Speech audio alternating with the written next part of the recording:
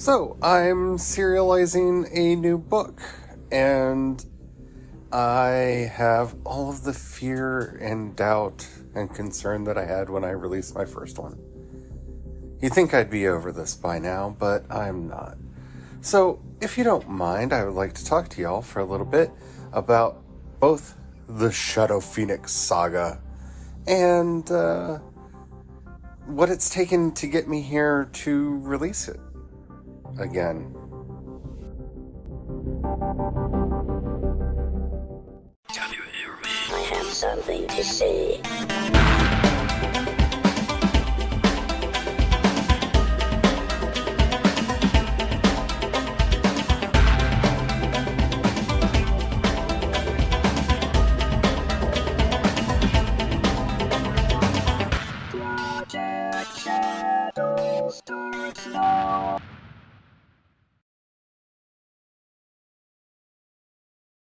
In a world of mystery and magic, danger lurks behind every turn and terrible threats lurk in the shadows, unseen by everyone. In the Savras Archipelago, the Windjammer, Maeve Lambourne, needs to land a new patron in the worst way. Low on supplies and desperately needing the armaments to survive the Descensian threat, she's willing to take any job. A mysterious stranger offers her a simple task for a huge payout: retrieve a stolen relic. She jumps at what sounds like easy money to refit and restock her ship. Then she discovers the easier the job, the more it might get them all killed. Check out the Shadow Phoenix Saga on ProjectShadow.com. New episodes every Tuesday.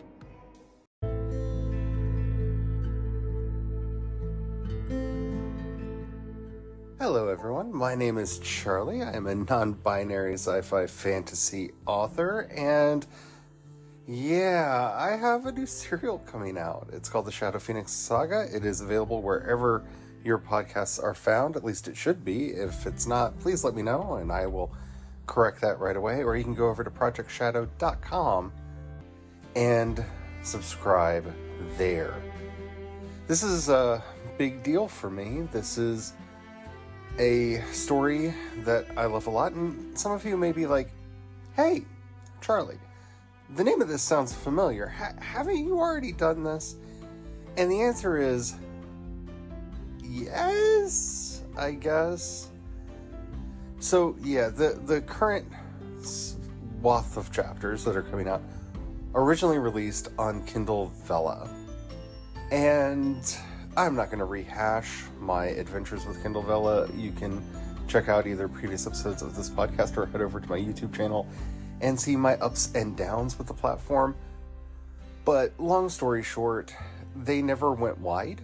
They never opened up to anywhere outside of the United States. They did this really weird in-game currency that you had to use to buy the chapters that was a gate to entry that a lot of people just didn't want to do. And I got so frustrated with them that I decided to just pull my stuff down from there and release it this way. So you can either read it over at ProjectShadow.com or you can go over and listen to it through whatever means you like to listen to your podcasts. And it's really scary doing it this way for a couple reasons. One, I really like this story, and I've learned over the years that the more I like a story, the harder it is for me to actually let it go and put it out into the world. Because I don't want people to think bad things about it. I don't want people to not like it. I don't want it to get judged as my baby. But on the other side of things, I get concerned about just putting out anything. As a non-binary trans person, it's a scary time to put anything out there in the world. And I really debated for a long time whether or not I wanted to be doing this. And by this, I mean anything. Anything at all. But I love my stories, and I hope that y'all do too, so I really wanted to put it out. And yeah, that kind of brings me to some of the weird hiatuses I have had in making videos over on the YouTube channel and over here on the podcast, because it can be really difficult to talk. And don't worry, I'm not going to make that the subject of this entire episode. I recently wrote a post over for the Substack that you can find on my other podcast, The Non-Binary Writer, where I talk about this, called Paying the Queer Tax. And so I'm not going to spend all my time on it, but I have worried a lot about whether or not to talk about this at all, whether to put any of my stuff out there at all. I mean, it's gotten so bad that even our restaurant has started receiving fake 1-star reviews because of its connection to a trans person. And that sucks. That really sucks. And I don't know.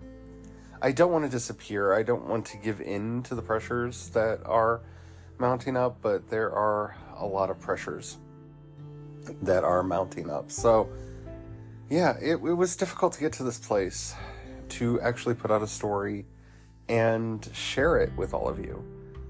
But I think it will be worth the effort and the energy, and I hope you love these characters as much as I do. I hope you love the story as much as I do. And I don't know, maybe you would think about supporting the work over at projectshadow.com, where if you signed up for a paid membership, you'll get some perks and stuff there. It's kind of my new Patreon.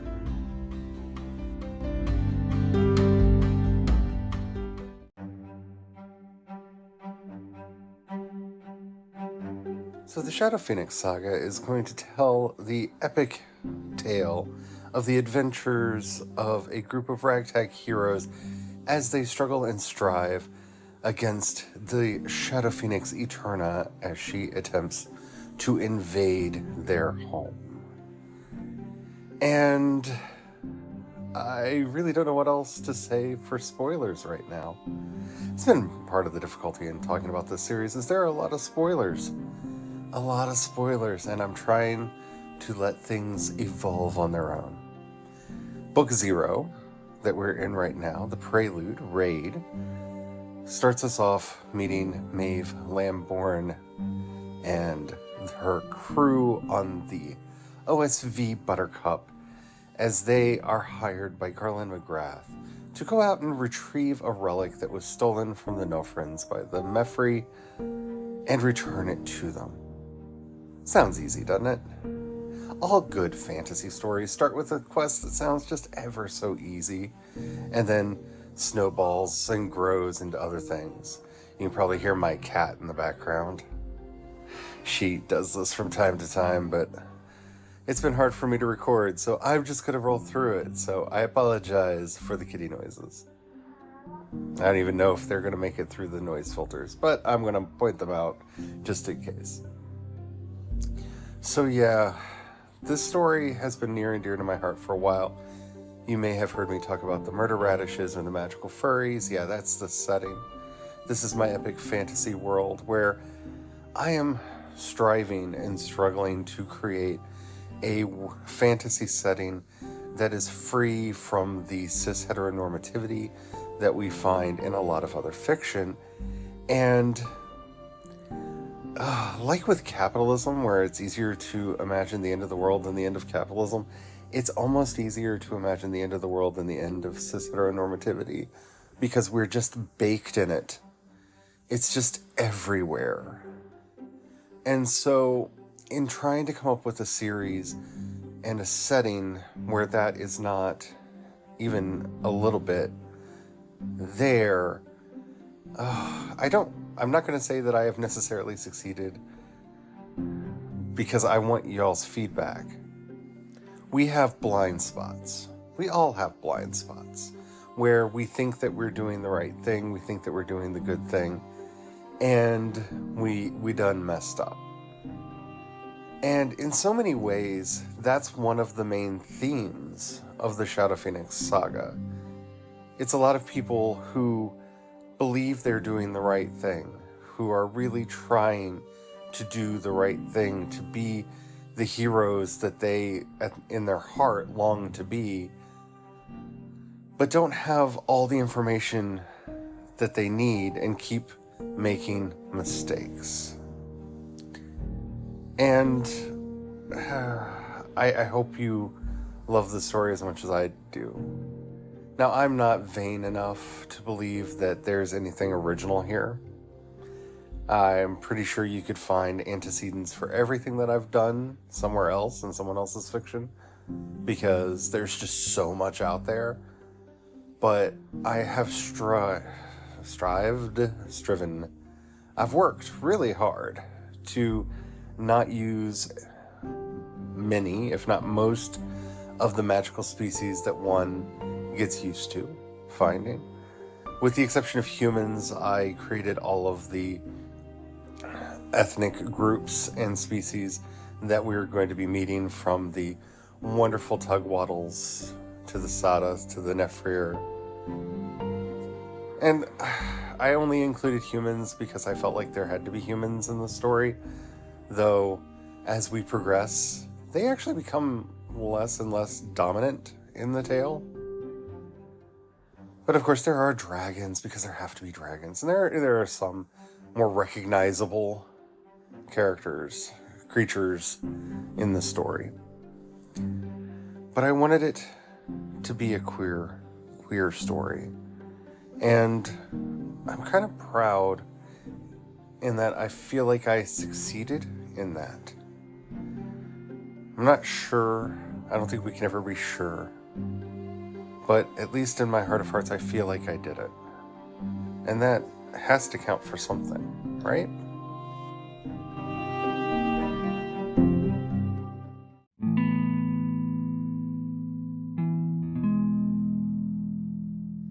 It's a really interesting experience writing queer fiction when your community is under this kind of attack. The things that have been happening, Tennessee has outlawed drag, and my own state is about to outlaw cross-dressing. Yeah, it will soon be illegal to dress in clothing not fit for your assigned gender at birth here in Missouri. So that'll be fun, won't it? And it feels almost frivolous writing fiction through all this. It feels almost frivolous doing anything with all of this going on. But we have to remember, at least I have to remember, that we all have a role to play. I am not the most physically fit person in the world. I have knee trouble, I've got back trouble. Walking is not the easiest thing in the world for me. So being out on the streets, marching, protesting, all of that is not the easiest thing for someone like me to do. But I do have a voice. I have some talents, I hope. I've been told that they're talents. And so the best thing that I can do is use them and try my best to make these stories as powerful as I can, to make these worlds as real as I can, and to put my voice out into the universe as best as I can, in hopes that it will matter to someone. Because there's a lot that needs to be done in the fight.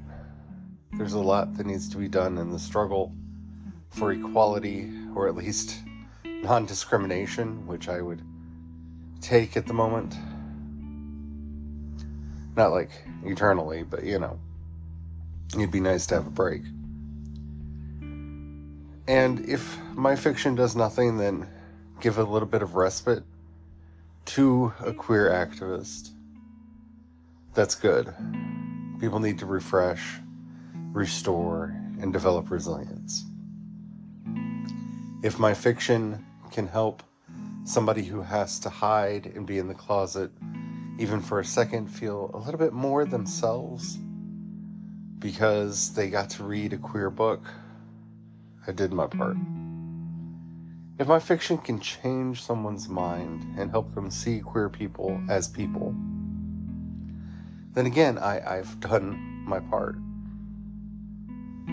We have to find our own place in the struggle for equal rights and do that to the best of our ability.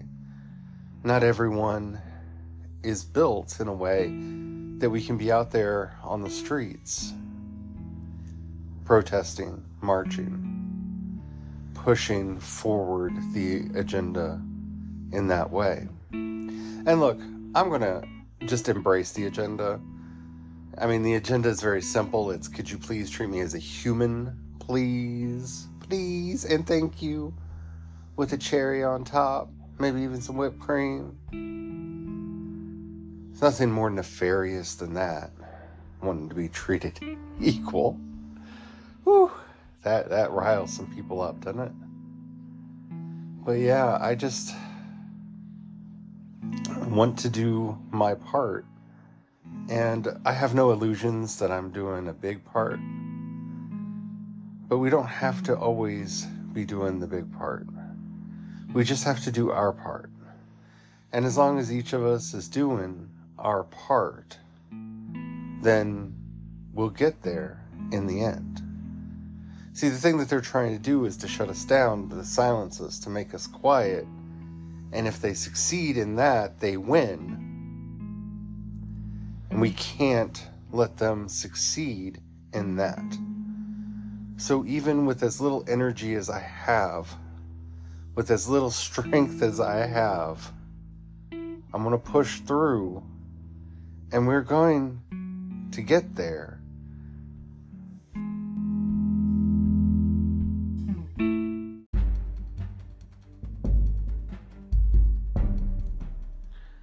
Writing is always a bit tricky, and being yourself can be hard. And in a lot of ways, that is what this story is about. So I went through and thought about a lot of my favorite tropes in fantasy fiction and how I could maybe play around with them and do something special. And one of the ones I despise, one of the ones that I hate most, is the power was within you the whole time. And I'm not saying that there isn't a fun way to use that, but a lot of those were kind of used up in The Wizard of Oz. Oh, but you had the power to go home all along. Like, yeah, why didn't you tell me that earlier, Glinda? Glinda? Huh? You're just using me and my friends as a hit squad against your frenemy there? But, anywho. Yeah. So, a lot of what this series is kind of a deep exploration of this idea that the power was in you all along, except for we're not going to wait to the end of the books. It's not going to wait to the end of the series to get there. You see, to me, the thing that makes queer fiction queer is not just having characters that are attracted to people of the same gender or multiple genders. It's not merely having trans characters in there, though that is a really important thing if you're going to have queer fiction. But it's this very notion that is at the heart of queer culture, that our power is within us. Our power is who we are, and that we are not going to let anyone take it from us. When I think of the powerful speeches of Sylvia Rivera, just defiantly shouting, screaming at the world, not just to the cis straight people that hated her, but to the queer cis people that were sidelining her, even though she was one of the first people in the fight. Yeah, this is who we are. This is where our power comes from. It's from being ourselves, bold and unapologetic, being who we are without fear of consequence. Now, I'm not saying that if you're afraid you're bad at being queer. That's not what I'm saying at all. What I'm saying is the movement, the thing that has made us who we are, the culture that has gotten us to where we are, and the power that we have found within it, has always been one of defiance, of standing up straight and looking people in the eye and saying, we're here, we're queer, get used to it. That's the power of who we are. Looking back at slogans like silence equals death, which I've talked about a lot over the years, because it's one that means so much to me, not just for AIDS activism, but I think for all of us. Silence equals death. How many of our queer siblings have gone into the grave because they were so silent for so long and no one knew that they were suffering? How many of us have been lost because of silence at all levels of society? Queerness is about standing up, about being yourself, about being defiant about who you are. And I really have tried hard to bake that into these stories, to make it a core part of who these characters are and how they actually approach their various issues. There's a certain level of unapologetic defiance and I don't know how to say some of this without spoilers, but radical acceptance of people for who and what they are. That is core to everything in the stories that I'm telling right now, that we desperately need as a culture and as a society.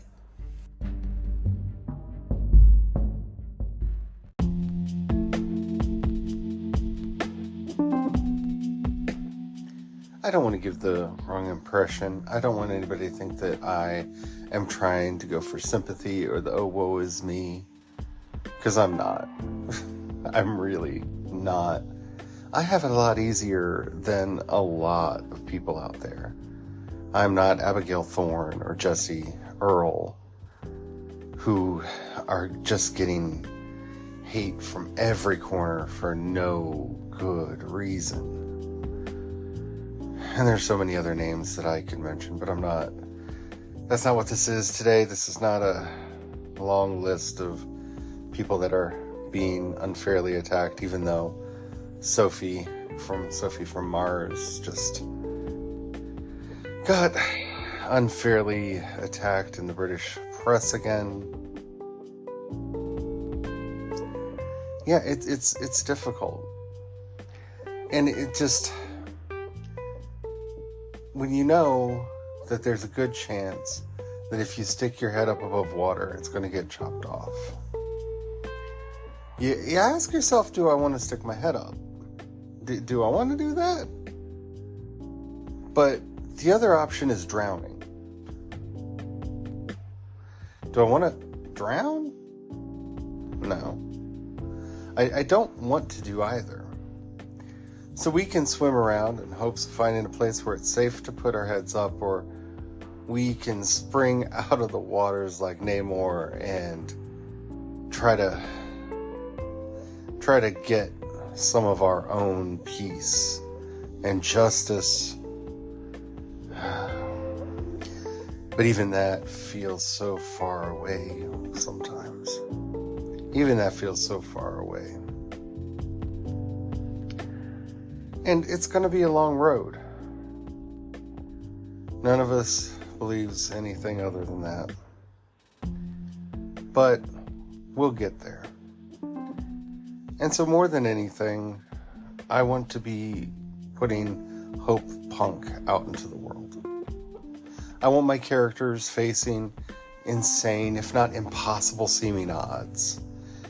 And I want them to be able to push through all of that with a hope that just won't die. See, the problem that I have with grimdark fiction is that it tells us to just give up. Grimdark is a tool of control to get us to accept things as they are. Nothing's going to change. Nothing's ever going to get better. Nothing's going to improve. Just accept that everything is horrible and move on. Give in to the power and the powerful and let them have what they want. And I'm not here for that. I'm not here for that. Look, can we make changes? Yes. Are they slow sometimes? Most of the time, yes. Are they painful to get to? Yes. Are they hard to reach? Yes. But nothing that is worth doing in life is easy. And while yes, that is a cliche, it's a cliche because it's true. I'm against this grimdark bullshit that has been forced on us over and over and over again by so many that just want us to put our heads down and accept the suffering, to accept the pain. I'm not going to do that. And I hope that you don't do that either. Is life hard? Yes, life is hard. But there's always hope. There's always something to strive towards. There's always something to work towards. And if we're not striving, if we're not pushing, if we're not cultivating an active living hope, which is not some feeling that can be taken away from us, but a concrete idea of where we want to get to, that gets us up every day and motivates us to move forward, we're never going to get to where we want to go. Yeah, it's hard. Yeah, it's difficult. Yeah, it's tricky to get to where we want to get to. But if we're not fighting, we'll never get there. And the powers that be don't want us in the struggle. They don't want us pushing back against any of their whims and desires. So we just got to push anyway.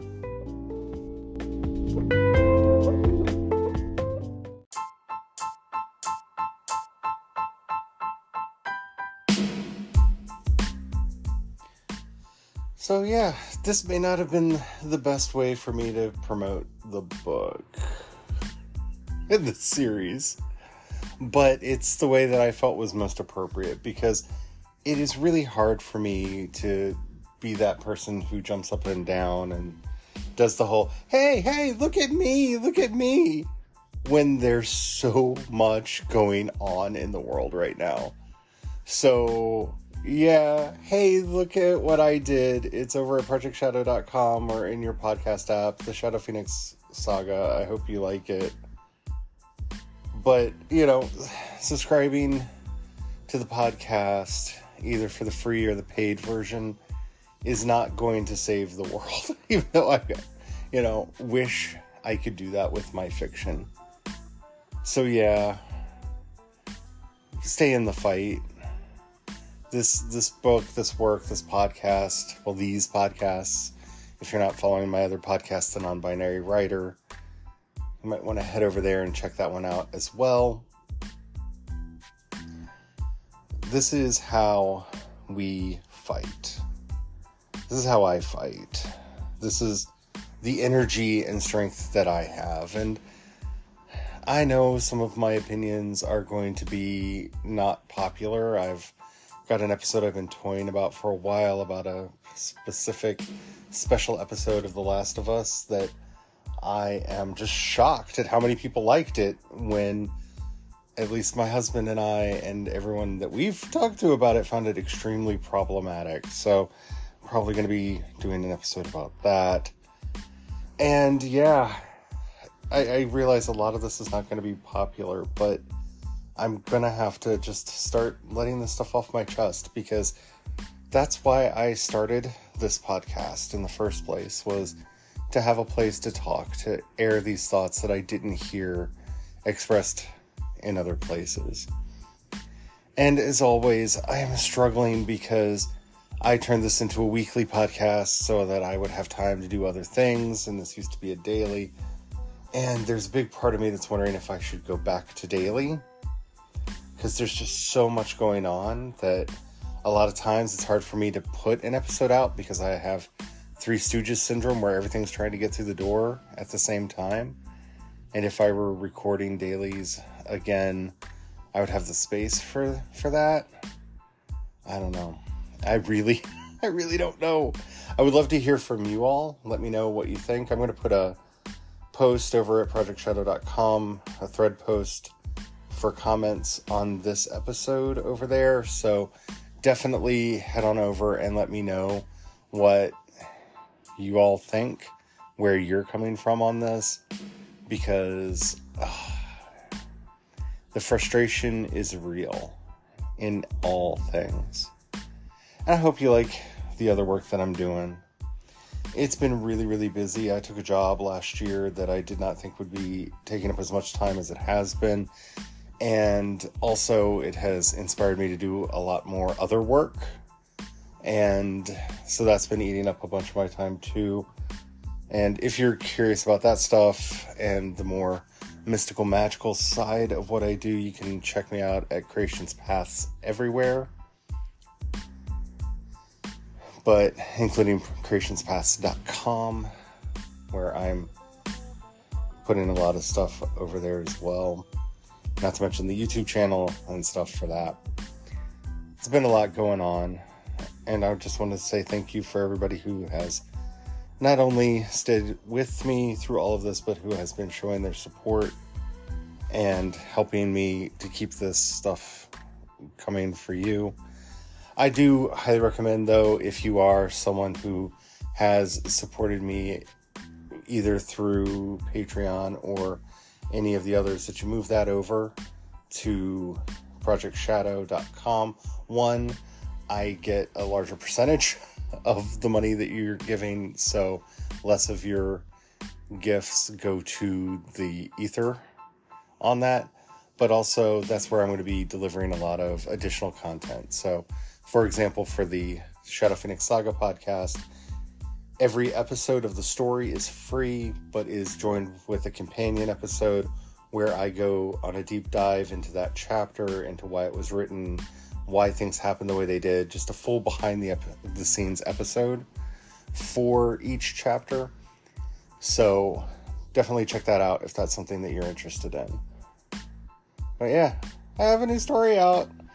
I hope you all like it. Until next time, my name is Charlie, and don't forget to have the fun. Bye.